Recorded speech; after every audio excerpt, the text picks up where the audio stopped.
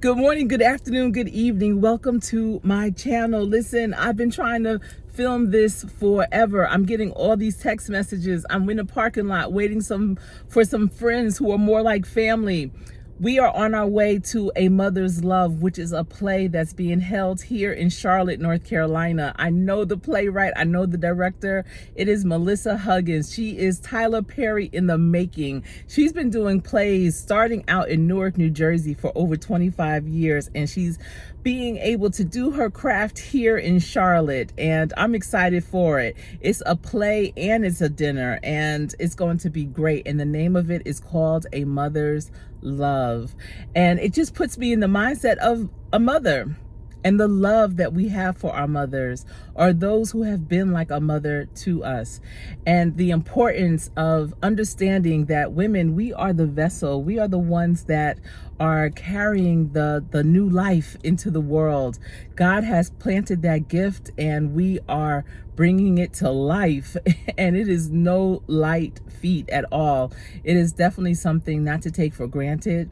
There's so many women out here that would love to be a mother but are having some challenges, and I never took that for granted, especially after losing our first child.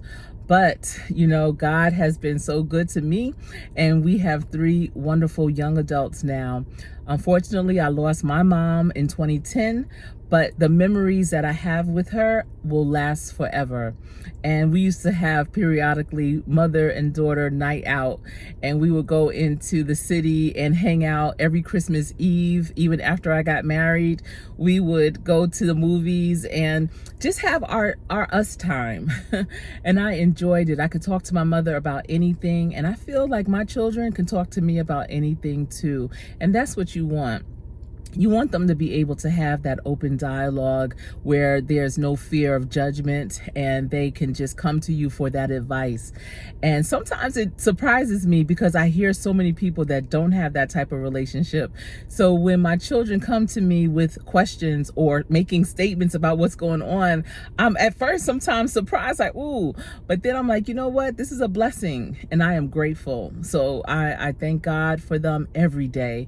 I thank God for the mother that I had, for sure.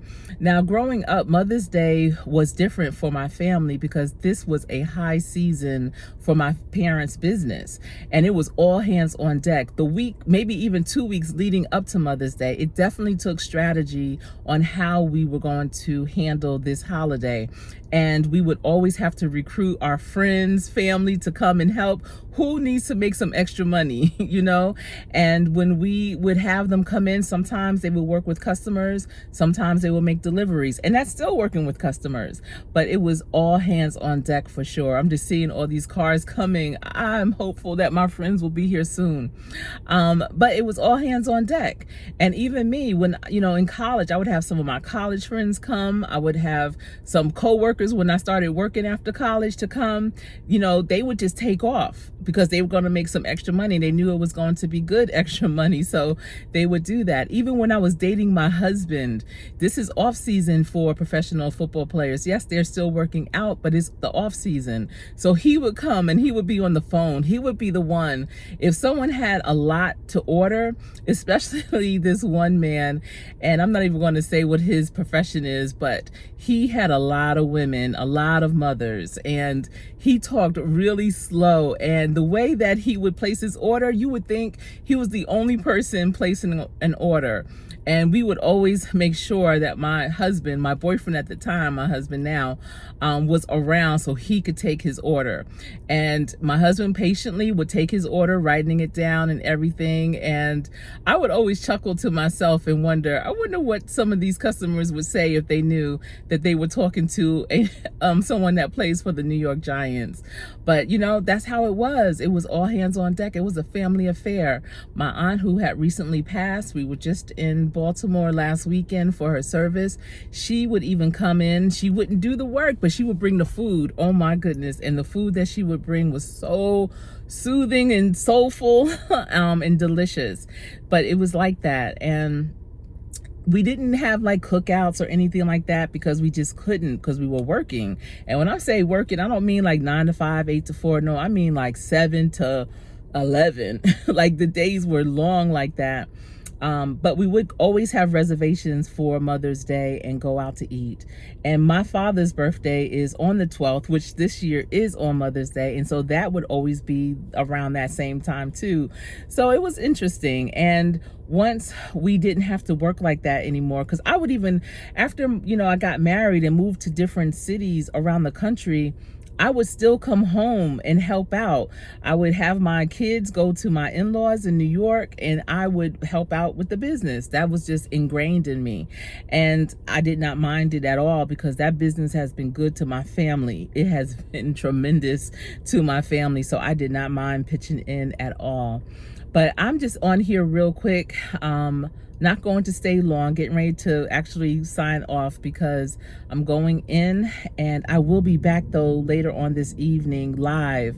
If you didn't know, I am doing a 90-day going live every day challenge. Yesterday was day 40 days of going live. What? So that is tremendous. I think that's more lives than I've done in all the years that I've been creating content on YouTube. But this is all leading up and into my Sweet 16 of having a YouTube channel, not being a content creator, because some people might be like, Dag, you've been, doing YouTube for a minute. No, I used to be a viewer. I used to, look at YouTube for information. And then I became a content creator years later, maybe about 4 years now, solid, I want to say.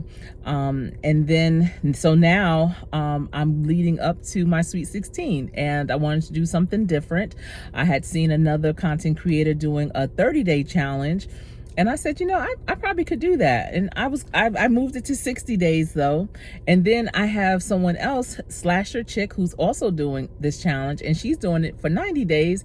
And after like the first 21 days, it was kind of feeling like I'm starting to develop a little habit here. And those 21 days flew by so fast.